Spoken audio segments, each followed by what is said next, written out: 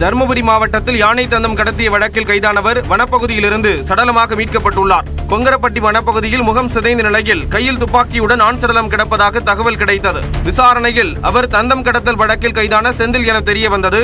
March 1ஆம் தேதி ஏமனூர் வனப்பகுதியில் யானையை கொன்று தந்தத்தை திருடிய வழக்கில் கைது செய்யப்பட்ட அவர் 18ஆம் தேதி தப்பி ஓடியதாக கூறப்படுகிறது.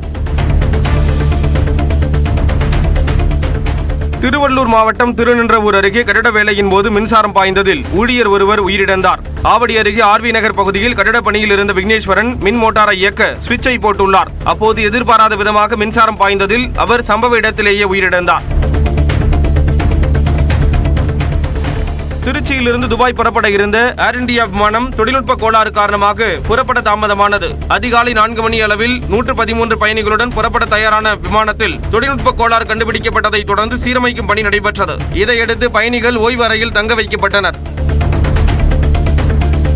திருவண்ணாமலை மாவட்டம் ஆரணி அருகே பள்ளி சத்துணவில் முட்டை கேட்ட மாணவர்களை சமையலர்கள் துடைப்பத்தால் அடிக்கும் வீடியோ சமூக வலைதளங்களில் வேகமாக பரவி வருகிறது. போலூர் செங்குணம் ஊராட்சி ஒன்றிய தொடக்கப் பள்ளியில் 40க்கும் மேற்பட்ட மாணவர்கள் பயின்று வருகின்றனர். இப்பள்ளியில் மாணவர்களுக்கு சரிவர முட்டை வழங்குவதில்லை என கூறப்படுகிறது. இதை கேட்ட மாணவர்களை சமையலர்கள் லட்சுமி முனியம்மாள் துடைப்பத்தால் தாக்கியதாக தெரிகிறது.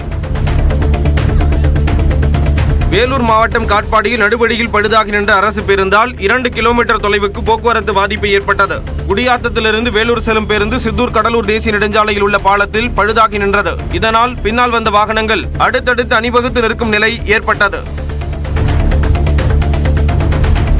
நீலகிரி மாவட்டம் கூடலூர் அருகே பெண்ணை கொலை செய்தவர் கைது செய்யப்பட்டார். காசிம்பயல் பகுதியைச் சேர்ந்த ஜெனிஃபர் கிளாடிஸ் கருத்து வேறுபாடு காரணமாக கணவரை பிரிந்து வாழ்ந்து வந்த நிலையில் ஏற்கனவே விவாகரத்தான முகமது அலி என்பவருடன் வாழ்ந்து வந்ததாக கூறப்படுகிறது. இதனிடையே ஜெனிஃபர் கிளாஸ்டிக்கும் மற்றொருவருக்கும் ஏற்பட்ட தொடர்பால் ஆத்திரமடைந்த முகமது அலி அவரை அரிவாளால் வெட்டி கொலை செய்துள்ளார்.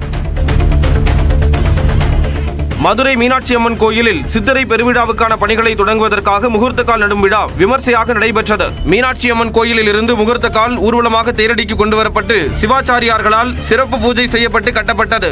ஏப்ரல் 29ஆம் தேதி கொடியேற்றம் நடைபெறும் நிலையில் மே 8ஆம் தேதி மீனாட்சி திருக்கல்யாணமும் 9ஆம் தேதி தேரோட்டமும் நடைபெறுகிறது.